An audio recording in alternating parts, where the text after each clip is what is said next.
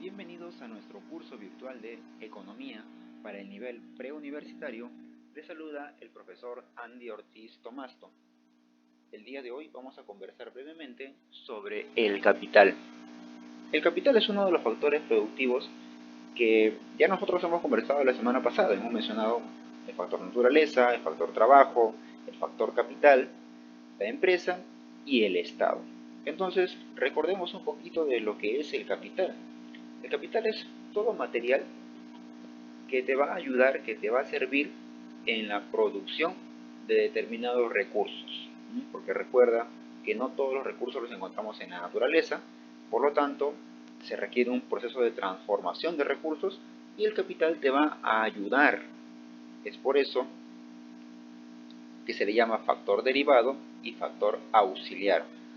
Te va a apoyar, va a ser mejor cuanto más capital tengas en el proceso de producción. Y es un factor derivado porque no existe capital, el capital se crea, surge de la acción del trabajo sobre la naturaleza. Y puede ser pues distintos tipos de capital, ¿no? Por ejemplo, dinero es lo más común, maquinarias y herramientas, de repente muebles, si no son muebles tal vez inmuebles como casas, autos, mercancía, tecnología, ese es capital. Todo puede servir como capital siempre y cuando forme parte de un proceso económico y te ayude a crear nuevos recursos. Entonces, veamos la formación del capital. ¿Cómo es que surge el capital? Para empezar, surge por la acción del hombre sobre la naturaleza. Ya te había dicho, el hombre trabaja, es el factor activo del proceso económico y trabaja sobre el factor naturaleza, que es el factor pasivo. Entonces, al hacer la extracción de los recursos, al trabajar sobre la naturaleza, está consiguiendo capital. Acá, por ejemplo, hay capital. Basta con talar esos árboles y esos árboles le van a servir en el proceso de creación de sillas o mesas, de muebles en general, ¿no? Un poco más específico ya, el enfoque socialista nos dice que el capital surge por la acumulación del excedente de producción. Profesor, ¿cómo entendemos el excedente de producción? Lo que pasa es que cuando se le contrata a un trabajador, se le dice, por ejemplo, que vamos a pagar 1000 soles. Muy bien, pero ese trabajador no va a producir 1000 soles. El trabajador, cuando va a la fábrica, a la empresa, hace su labor para la cual se le ha contratado y no va a producir, por ejemplo, ¿no? Que vaya a una fábrica de galletas. Él produce galletas, opera las máquinas y produce galletas. Al final del mes, todas las galletas que él ha producido, todo lo que ha producido, no vale 1000 soles, vale más. Vale más de 1000 soles, porque el dueño de fábrica solamente le va a dar 1000 soles al trabajador, porque bajo ese monto lo contrató, pero todo lo que ha producido es mucho más. Supongamos que haya producido un valor de 5000 soles. Esos 4000 soles que están faltando en el pago del trabajador van para el que invirtió ese capital. Esa persona se lo queda. Entonces, eso es lo que nos dice la escuela marxista. Ahí está surgiendo el capital. Ahí se está creando el capital con la acumulación de lo que ha producido de más ese obrero, porque ha producido más de lo que se le está pagando. A eso se le conoce como plusvalía, y ahora vamos a hablar un poquito más. Por último, el enfoque neoclásico dice que el capital surge por la acumulación del ahorro, es decir, en un proceso económico llega una parte en la cual tú consumes, la cuarta parte, en un proceso cíclico, entre comillas, la cuarta parte. El cuarto proceso es el consumo, en la cual se satisfacen las necesidades por un momento breve y el producto que se ha creado se consume. Pero para eso tú necesitas unos ingresos. Y recuerda que tenemos una pequeña fórmula, ¿no? El ingreso es igual al consumo más el ahorro. Si tú consumes todos tus ingresos, no tienes capacidad de ahorro, pues. Si tu consumo es igual a tus ingresos, entonces no hay ahorro, el ahorro es cero. Pero mientras tú consumas menos, ahorras más. Y contrariamente, ¿no? Si consumes más, ahorras menos. Entonces, ahí está el surgimiento del ahorro. Y con lo que has ahorrado, tú ya tienes un capital. Es decir, dinero, ¿no? Y si no, con ese dinero que has juntado, puedes comprar de repente algún tipo de material. Ya ese material también puede formar parte de un capital. Por ejemplo, te compras un auto con lo que has ahorrado y ese auto lo alquilas, ya es tu capital. Ya sirvió para generar ingresos. ¿Y por qué pongo acá un relojito? Yo siempre te lo he comentado, recuerda. Todos los ingresos que tú generas, no tanto es por tu trabajo, es por el tiempo que estás dedicando ahí. Recuerda que diariamente, como mínimo, según la ley, o máximo, perdón, según la ley, son 8 horas diarias, según la ley. Ya se llega a un acuerdo con el trabajador y puede trabajar más horas, ¿no? Con un pago adicional. Pero sobre tus 8 horas diarias te están pagando. Tú estás recibiendo dinero por el tiempo que estás invirtiendo. Ese tiempo nadie te lo va a regresar, nadie te lo va a recuperar. Entonces hay que tener mucho cuidado cómo se invierte el dinero para no haber perdido tu tiempo en conseguir este dinero y al final, por comprar vanidades, te quedas sin nada, ¿no?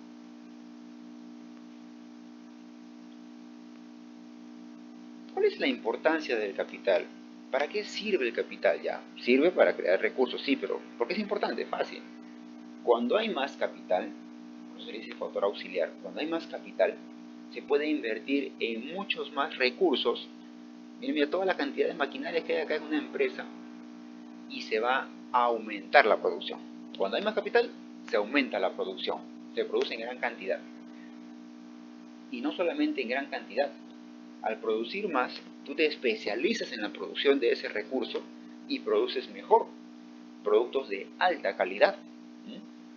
Maximiza la producción y mejora la producción. Al tener los dos combinados, tanto un producto de calidad y, y en buena cantidad, gran cantidad de productos, tú aumentas tus ganancias, que es lo que se quiere. No toda empresa quiere aumentar ganancias. Ninguna empresa trabaja o vende productos para no ganar nada. Y por último, podemos mencionar que si aumentas ganancias, tienes cada vez más ganancias, vas a su vez disminuyendo gastos. ¿Por qué? Porque a medida que tú vas creciendo empresarialmente, lo que tú ganabas ahora se va a duplicar, triplicar. Y si es cierto, tu inversión también puede duplicarse incluso, pero no se va a comparar con lo que estás ganando. Y por último, decir pues que con capital se ahorra esfuerzo y tiempo humano. Porque se puede hacer ese trabajo de acá, que está haciendo esa persona, se puede hacer sin capital, ¿no? La persona lo puede hacer, pero se va a demorar más.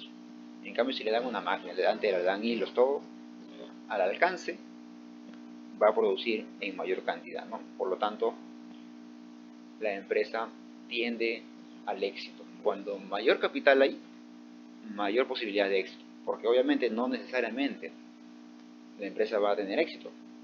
Ahora nada más en esta plena pandemia, hay empresas hoteleras que han invertido durante 10 años, porque una empresa es como un hijito, dicen los japoneses. Tú desde pequeño le vas alimentando con dinero, le vas dando dinero, vas gastando dinero, porque tienes que invertir, más o menos durante 5 años vas a invertir bastante. Luego hasta los 15 años vas a seguir invirtiendo, cada vez menos, pero vas a invertir. Y a partir de los 15 a 20 años recién la empresa te va a dar sus verdaderas ganancias. Entonces, estas empresas turísticas que habían surgido en parte de Europa ya prácticamente están a punto de declararse en quiebra, porque solamente han estado 12 años, 15 años en el mercado y se han consolidado, sí. ¿Han tenido ganancias? Sí, pero ahora con esta pandemia ya no pueden desarrollar el turismo como lo era antes. Entonces, a pesar del capital, un fuerte capital que ha habido, tienen la posibilidad de fracasar y de quebrar, ¿no? Veamos cómo se clasifica el capital según las diferentes doctrinas. Por ejemplo, la doctrina neoclásica, capitalista, actual que conocemos, clasifica el capital en un capital productivo, que es aquel que ingresa y forma parte del proceso de producción. A su vez, se subdivide en un capital fijo, que es el capital que te va a durar varias veces y que tú como empresario lo vas a todavía tener, en comparación con el capital circulante, que es aquel capital que necesariamente entra en el proceso de producción, pero que al crear el producto se va con el producto. Vamos a poner el ejemplo. Un capital fijo, algo que se va a quedar en la empresa, en la fábrica, contigo, las herramientas. un capital circulante, algo que se va en el producto que has creado, los botones, los hilos. Las agujas, por ejemplo, iría en capital fijo, mientras que el hilo iría en el capital circulante. Ni modo que le vendas una camisa sin hilo, pues no. Si tienes la máquina de coser, sería capital fijo, porque se está sirviendo en el proceso de creación de recursos, pero te lo vas a quedar tú, es fijo. Los botones se van en la casaca, en la chompa, no vas a darle una camisa sin botones. Necesariamente, al crear ese recurso, se van. Han intervenido sí en el proceso de creación del recurso, sí, pero forman parte del recurso y tienen que irse con el recurso, ¿no? En el caso de un carpintero, por ejemplo, su martillo, su serrucho, sería capital fijo, pero la madera, los clavos, la cola, el pegamento que use, sería capital circulante. Y hay un capital llamado lucrativo, que no entran a formar parte de un proceso económico, pero que a pesar de eso, por el destino que se le da a este capital, genera rentas, genera ingresos, como por ejemplo el alquiler, todo tipo de alquiler de casas, por ejemplo, de ternos, de ropa, de autos. Ahora que está de moda ser taxista, por ejemplo, alquila un automóvil.